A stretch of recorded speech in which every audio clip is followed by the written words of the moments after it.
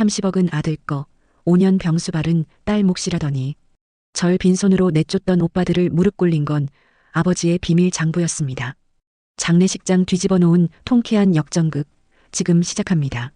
새벽 4시, 알람 소리보다 먼저 순옥의 몸이 반응했습니다. 옆방에서 들려오는 가느다란 헛기침 소리 때문이었습니다. 순옥은 무거운 몸을 일으켜 부엌으로 향했습니다. 밤새 아버지가 실수라도 하셨을까 싶어 코끝을 스치는 냄새에 신경을 곤두세우며 방문을 열었습니다. 아버지 깨셨어요? 물 좀 드실래요? 치매로 초점이 흐릿해진 아버지는 딸의 얼굴도 알아보지 못한 채 허공을 응시했습니다. 순옥은 익숙하게 젖은 수건을 가져와 아버지의 마른 얼굴과 손발을 닦아냈습니다. 벌써 5년째였습니다. 남들은 요양원에 보내라고 그러다 딸이 먼저 죽는다고 성화였지만 순옥은 차마 그럴 수 없었습니다. 순옥아, 나는 내 엄마 옆에서 죽고 싶다. 던 아버지의 예전 말씀이 가슴에 못처럼 박혀 있었기 때문입니다. 아침 7시가 되자 순옥의 핸드폰에 메시지 알림이 울렸습니다. 큰오빠 종태였습니다. 순옥아, 이번 주 일요일에 아버지 뵈러 갈 거니까 점심 준비 좀 해놔라. 올케가 몸이 안 좋아서 음식은 못 해가니 내가 고생 좀 해. 순옥은 짧은 한숨을 내쉬었습니다. 일요일마다 찾아오는 오빠 내외는 손님이나 다름없었습니다. 소파에 앉아 텔레비전을 보며 차려주는 밥을 먹고 가기 전에 고생한다는 말 한마디를 툭 던지는 게 전부였습니다. 기저귀 한 번 갈아준 적 없고 간병비로 보태라며 봉투 한 번 내민 적 없는 오빠였습니다. 여보, 또 형님이 오신대. 당신 어제도 무릎 아파서 잠 못 잤잖아. 밤샘 일을 하고 돌아온 남편이 안쓰러운 듯 순옥의 어깨를 짚었습니다. 순옥은 억지로 웃어 보이며 고개를 저었습니다. 그래도 오빠잖아. 아버지가 장남 얼굴 보는 걸 얼마나 좋아하시는데. 나만 조금 참으면 되지 뭐. 하지만 순옥의 마음 한구석에는 멍처럼 든 서운함이 자리 잡고 있었습니다. 막내 종철이는 사업이 어렵다며 연락을 끊은 지 오래고 장남인 오빠는 체면만 중시하며 책임은 회피했습니다. 아버지를 모시는 일은 어느새 당연하게 순옥의 몫이 되어버렸습니다. 아버지가 가끔 정신이 돌아와 순옥의 손을 잡고 미안하다. 순옥아, 라고 속삭일 때면 눈물이 핑 돌았지만 그 눈물의 의미를 알아주는 가족은 아무도 없었습니다. 그날 오후 아버지를 휠체어에 태우고 마당을 돌던 순옥은 문득 담벼락 너머를 보았습니다. 노을이 붉게 타오르고 있었습니다. 저 빛이 꺼지면 또다시 긴 밤이 찾아올 것입니다. 순옥은 앞으로 자신에게 닥칠 더 큰 폭풍우를 짐작조차 하지 못한 채 그저 차가워진 아버지의 손을 꼭 쥐었습니다. 아버지는 첫눈이 내리던 날 마지막 숨을 몰아쉬며 조용히 눈을 감으셨습니다. 병수발 5년 만에 맞이한 이별이었습니다. 상복을 입은 순옥은 눈물이 말라버릴 정도로 울었습니다. 슬픔보다 더 큰 것은 아버지를 지키지 못했다는 자책과 이제야 고생 끝났다는 주변의 위로에서 느껴지는 묘한 허탈함이었습니다. 하지만 그 허탈함이 채 가시기도 전에 장례식장의 공기는 차갑게 변했습니다. 발인을 하루 앞둔 밤이었습니다. 조문객들이 썰물처럼 빠져나간 뒤 횡한 빈소 안쪽 방에 세 남매가 마주 앉았습니다. 장남인 종태가 먼저 헛기침을 하며 말문을 열었습니다. 영정사진 속 아버지는 여전히 인자하게 웃고 계셨지만 살아있는 자들의 눈에는 이미 다른 계산기가 돌아가고 있었습니다. 순옥아, 고생 많았다. 그런데 이제 아버지도 가셨으니 현실적인 문제를 좀 정리해야 하지 않겠니? 종태의 말투는 평소보다 지나치게 정중했습니다. 그것이 오히려 불길한 징조라는 것을 순옥은 직감했습니다. 곁에 앉아있던 올케 최 여사가 찻잔을 내려놓으며 나긋나긋한 목소리로 거들었습니다. 형님, 저희 그이가 퇴직하고 나서 요즘 형편이 좀 어렵거든요. 아버님 사시던 집이랑 그 뒤편 반말이에요. 지금 시세가 좋을 때 빨리 처분하는 게 안 낫겠어요? 최 여사의 존댓말은 예의가 아니라 성극기였습니다. 순옥은 가슴이 철렁 내려앉았습니다. 아버지가 돌아가신 지 이제 겨우 사흘째였습니다. 아직 아버지의 체온이 집안 곳곳에 남아있을 텐데 형제들은 이미 그 집을 물건으로 취급하고 있었습니다. 오빠 그게 무슨 소리야. 아버지 가신 지 얼마나 됐다고 벌써 집 팔 생각을 해? 그리고 그 집은 내가 5년 동안 아버지 모시면서 지킨 집이야. 순옥의 목소리가 떨렸습니다. 그러자 구석에서 핸드폰만 만지작거리던 막내 종철이가 비꼬듯 끼어들었습니다. 누나, 지켰다니? 그냥 거기서 산 거지. 솔직히 누나도 갈 곳 없어서 아버지 집에 들어온 거 아니었어? 형이랑 나도 지분이 있어. 나 지금 사업 자금 급하단 말이야. 종철이의 거친 반말에 순옥은 숨이 막혔습니다. 지난 5년 동안 아버지가 대소변을 못 가릴 때도 밤새 헛것을 보며 소리를 지를 때도 코빼기 한 번 안 비치던 동생이었습니다. 병원비 한 푼 보태지 않던 동생이 이제 와서 제 몫을 주장하는 모습에 순옥은 온몸의 피가 거꾸로 솟는 기분이었습니다. 너 어떻게 말을 그렇게 하니? 내가 5년 동안 어떻게 살았는지 내가 봤어. 오빠도 그래. 장남이라고 대접만 받고 아버지 기저귀 한 번 갈아들인 적 있어? 순옥의 외침에 종태의 얼굴이 불그락푸르락 달아올랐습니다. 그는 찻상을 탁 치며 목소리를 높였습니다. 어디서 오빠한테 대들어? 너는 딸이야. 옛날 같으면 국물도 없어? 장남이 알아서 하겠다는데. 뭐가 그렇게 말이 많아? 너도 적당히 챙겨줄 테니까 내일 발인 끝나고 도장이나 찍어. 종태는 마치 적선이라도 하듯 차갑게 말을 뱉고는 방을 나가버렸습니다. 남겨진 순옥은 멍하니 영정사진 속 아버지를 바라보았습니다. 아버지를 모시는 동안 단 한 번도 유산을 바란 적은 없었습니다. 그저 자식된 도리를 다하고 싶었을 뿐이었습니다. 하지만 형제들에게 순옥의 5년은 그저 공짜 간병이었고 이제는 거추장스러운 방해꾼에 불과했습니다. 순옥은 밤새 빈소구석에서 소리 없이 울었습니다. 슬퍼서 우는 것이 아니었습니다. 핏줄이라는 이름으로 묶여온 세월이 너무나 허망해서였습니다. 하지만 이대로 물러날 수는 없었습니다. 아버지가 남긴 마지막 자존심이자 자신의 달아버린 5년을 위해서라도 순옥은 무언가 결심해야만 했습니다. 장례를 마치고 돌아온 아버지의 집은 적막했습니다. 하지만 그 적막은 오래가지 않았습니다. 사무제를 지내기도 전 오빠 종태와 남동생 종철이가 기다렸다는 듯 들이닥쳤습니다. 그들의 손에는 인감 도장과 정체 모를 서류 뭉치가 들려 있었습니다. 순옥은 아직 아버지의 유품도 정리하지 못한 채 넋을 놓고 앉아 있었지만 형제들에게 그건 중요하지 않았습니다. 순옥아, 긴 말 안 하마. 여기 도장 찍어라. 이 집이랑 땅 내가 알아본 부동산에 내놨으니까 곧 팔릴 거다. 종태가 서류를 내밀며 무심하게 말했습니다. 순옥은 떨리는 손으로 서류를 훑어보았습니다. 아버지가 남긴 전 재산을 장남과 남동생이 7대3으로 나누겠다는 내용이었습니다. 순옥의 이름은 그 어디에도 없었습니다. 아니, 정확히는 상속폭이라는 항목에만 그녀의 자리가 있었습니다. 오빠 이게 정말 제정신으로 하는 소리야. 나는 5년 동안 여기서 먹고 자며 아버지 똥오줌 받아낸 나는 어떻게 되는 건데? 순옥의 목소리가 갈라져 나왔습니다. 그러자 옆에서 팔짱을 끼고 서 있던 종철이가 코웃음을 쳤습니다. 누나, 말은 바로 해야지. 누나가 좋아서 모신 거 아냐?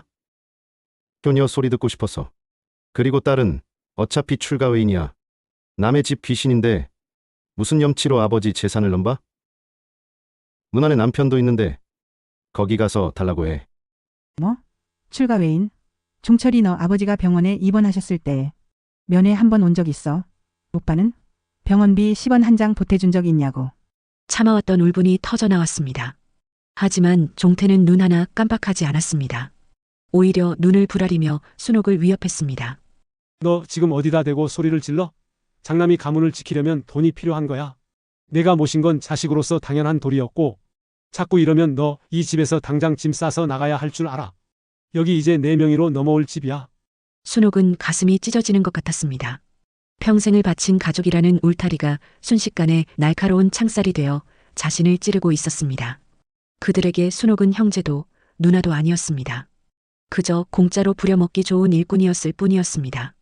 억울함에 숨이 막혀 마당으로 뛰쳐나온 순옥은 주저앉아 땅바닥을 쳤습니다. 남편에게는 차마 미안해서 전화조차 할 수 없었습니다. 밤늦게 형제들이 떠난 뒤 순옥은 텅 빈 아버지의 방으로 들어갔습니다. 아버지가 쓰던 낡은 이불에 얼굴을 묻고 한참을 울었습니다. 그러다 문득 침대 머리맡 아버지가 평소 아끼던 낡은 라디오 밑에 놓인 구형 핸드폰 하나가 눈에 들어왔습니다. 아버지가 치매 증상이 심해지기 전 가끔씩 무언가를 중얼거리며 만지작거리던 물건이었습니다. 순옥은 무심코 핸드폰의 전원을 켰습니다. 구형 기계에 투박한 로고가 뜨고 메시지함에는 단 하나의 녹음 파일이 저장되어 있었습니다. 우리 딸 순옥이에게라는 서툰 글씨와 함께였습니다. 순옥은 떨리는 손가락으로 재생 버튼을 눌렀습니다. 그 안에서 흘러나오는 아버지의 떨리는 목소리를 듣는 순간 순옥의 눈동자가 크게 흔들렸습니다. 그것은 형제들이 결코 예상하지 못한 아버지가 남긴 마지막 반격의 시작이었습니다. 지지직거리는 잡음 끝에 흘러나온 것은 분명 아버지의 목소리였습니다. 병색이 짙어지기 전 아직 정신이 맑으셨을 때의 그 단단하고 따뜻한 음성이었습니다. 순옥은 숨을 죽인 채 핸드폰을 귀에 바짝 가져다 댔습니다. 순호가, 내 딸 순호가, 내가 이 녹음을 듣고 있다면 나는 이미 내 엄마 곁으로 갔겠구나. 5년 동안 이 모자란 애비 뒤수발하느라 내 청춘 다 보내게 해서 정말 미안하다. 내 오빠랑 동생 녀석들 성미에 분명 너를 힘들게 할게 뻔해서 이 애비가 마지막으로 준비를 좀 해뒀다. 안방 장롱 제일 안쪽 바닥을 들춰보렴. 거기에 내 진심을 담아두었다. 순옥은 홀린 듯 일어나 안방으로 향했습니다. 장롱 깊숙한 곳, 낡은 이불 더미를 걷어내고 바닥판을 손톱으로 긁어 올렸습니다. 작은 틈 사이로 오래된 서류 가방 하나가 모습을 드러냈습니다. 가방 안에는 아버지가 직접 꾹꾹 눌러 쓴 일기장과 함께 공증을 받은 유언장, 그리고 수십 건의 통장이 들어 있었습니다. 일기장 첫 장을 넘기자마자 순옥의 눈에서는 굵은 눈물이 뚝뚝 떨어졌습니다. 거기에는 종태와 종철이가 그동안 아버지 몰래 빼돌린 돈의 액수와 날짜가 상세히 기록되어 있었습니다. 아버지는 치매로 정신이 흐릿한 와중에도 아들들이 자신의 인감과 통장을 훔쳐 사업 자금이니 아파트 중도금이니 하며 가져간 사실을 모두 알고 계셨던 겁니다. 세상에. 오빠도 종철이 너도. 어떻게 이럴 수가 있니? 통장 기록을 확인하니 아버지가 평생 모은 재산의 절반 이상이 이미 두 아들의 주머니로 흘러들어간 상태였습니다. 아버지는 혹여 순옥이 나중에 이 일로 상처받을까 봐 남은 집과 땅만큼은 온전히 순옥의 몫으로 남긴다는 유언장을 법적 효력까지 갖춰 준비해 두셨습니다. 기업은 100%, 모든 부동산은 딸 박순옥에게 상속한다는 문구가 선명하게 박혀 있었습니다. 다음 날 순옥은 아버지가 생전에 조언을 구했다던 김 변호사를 찾아갔습니다. 법률사무소의 무거운 문을 열고 들어서는 순옥의 발걸음은 더 이상 망설임이 없었습니다. 변호사님, 아버지가 남기신 기록을 찾았습니다. 형제들이 그동안 가져간 재산 내역도 여기 다 있고요. 김 변호사는 서류를 꼼꼼히 살피더니 안경을 고쳤으며 미소 지었습니다. 박순옥 씨, 걱정하지 마세요. 아버님께서 아주 치밀하게 준비하셨네요. 이건 단순한 유언장이 아니라 지난 5년간 희생하신 따님에 대한 정당한 보상입니다. 형제분들이 주장하는 지분보다 이미 가져간 돈이 훨씬 많아서 법적으로 가도 순옥 씨가 절대적으로 유리합니다. 사무실을 나오는 순옥의 머리 위로 눈부신 햇살이 쏟아졌습니다. 지난 5년 딸이니까 당연하다는 말에 갇혀 스스로를 죄인처럼 여겼던 시간들이 주마등처럼 스쳐 지나갔습니다. 아버지는 알고 계셨던 겁니다. 딸의 눈물과 헌신이 얼마나 값진 것이었는지. 순옥은 가슴속 깊은 곳에서 뜨거운 무언가가 치밀어 오르는 것을 느꼈습니다. 그것은 서러움이 아니라 다시 시작할 수 있다는 용기였습니다. 이제 곧 들이닥칠 형제들에게 순옥은 더 이상 울며 매달리지 않을 것입니다. 아버지가 물려주신 것은 단순한 재산이 아니라 누구의 그림자도 아닌 박순옥으로 살아가라는 마지막 당부였기 때문입니다. 순옥은 굽어있던 어깨를 펴고 집으로 향하는 버스에 올랐습니다. 일주일 뒤 마당에 낯선 차 한 대가 멈춰섰습니다. 차에서 내린 종태와 종철이는 승리자라도 된 양거만한 표정으로 집안에 들이닥쳤습니다. 뒤따라온 부동산 중개인은 여기저기 집 구조를 살피며 수첩에 무언가를 적기 시작했습니다. 순옥아, 짐은 다 쌌니? 오늘 계약금 받기로 했으니까 일주일 안에 비워줘야 한다. 너 갈 데 없으면 내 친구가 운영하는 고시원이라도 알아봐 줄게. 종태의 목소리에는 일말의 미안함도 없었습니다. 남동생 종철이는 이미 거실에 놓인 오래된 골동품들을 둘러보며 이것도 돈 좀 되겠는데. 라며 히히덕거렸습니다. 순옥은 말없이 거실 탁자에 아버지가 남긴 서류 가방과 변호사가 작성한 통지서를 올려두었습니다. 그리고 핸드폰의 재생 버튼을 눌렀습니다. 내 아들 종태야, 종철아. 너희가 이 애비 몰래 빼간 돈이 얼마인지 내가 모를 줄 알았더냐. 병원에 누워있는 내 앞에서 재산 싸움하던 너희 목소리 내 귀엔 다 들렸다. 아버지의 서늘한 목소리가 거실에 울려 퍼지자 두 형제의 얼굴이 순식간에 흙빛으로 변했습니다. 종철이는 당황한 듯 핸드폰을 뺏으려 달려들었지만 순옥은 차분하게 서류를 밀어내며 그를 막아섰습니다. 앉아. 아버님이 공증까지 마친 유언장이야. 오빠랑 내가 그동안 아버지 통장에서 몰래 가져간 돈 이미 상속분보다 훨씬 많아. 법적으로 따지면 너희는 이 집 문턱도 넘으면 안 돼. 아니, 오히려 그동안 가져간 돈 뱉어내야 할 판이야. 순옥의 단호한 태도에 종태는 헛웃음을 지으며 서류를 훑어 내려갔습니다. 하지만 읽어 내려갈수록 그의 손이 가늘게 떨리기 시작했습니다. 장남이라는 권위로 모든 것을 누리려 했던 그의 오만이 아버지가 남긴 진실 앞에 힘없이 무너져 내렸습니다. 이게 아버지가 이럴 리가 없다. 네가 조작한 거 아냐? 조작. 오빠, 아버지가 마지막까지 정신 붙잡고 계셨던 건 오직 나 때문이었어. 나 길바닥에 나앉을까봐 그 아픈 몸으로 변호사까지 부르셨다고. 어떻게 아버지가 돌아가시자마자 이 집을 팔 생각을 하니? 사람이 어떻게 그래? 순옥의 외침에 거실에는 무거운 정적이 감돌았습니다. 중개인은 눈치를 보며 슬그머니 자리를 떠났고 두 형제는 아무 말도 못한 채 고개를 떨구었습니다. 그들은 아버지가 치매에 걸려 아무것도 모른다고 믿었지만 아버지는 가장 낮은 곳에서 딸의 헌신을 모두 지켜보고 계셨던 겁니다. 한참을 버티던 종태와 종철이는 결국 쫓겨나듯 집을 나갔습니다. 멀어지는 차 뒷모습을 보며 순옥은 마당 벤치에 주저앉았습니다. 승리의 쾌감보다 먼저 찾아온 것은 지독한 허탈함과 아버지를 향한 그리움이었습니다. 하지만 이제 순옥은 혼자가 아니었습니다. 바람에 흔들리는 마당의 감나무도 아버지가 손수 고쳤던 삐걱거리는 대문도 이제 온전히 순옥의 것이었습니다. 한 달 뒤 순옥은 집 앞 텃밭에 작은 꽃들을 심기 시작했습니다. 누군가의 딸, 누군가의 며느리, 혹은 공짜 간병인으로 불리던 삶은 이제 끝났습니다.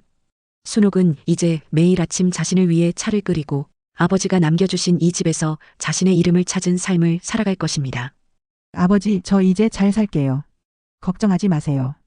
노을 지는 하늘을 향해 순옥이 나지막이 속삭였습니다. 달아버린 운동화 대신 새로 산 편안한 신발을 신고 순옥은 비로소 자신의 인생을 향해 당당하게 첫걸음을 내디뎠습니다. 오늘도 한 사람의 인생 이야기에 함께 해주셔서 고맙습니다. 다음 사연이 당신의 마음에도 작은 위로가 되길 바랍니다. 구독과 좋아요는 또 다른 이야기를 이어가는 힘이 됩니다.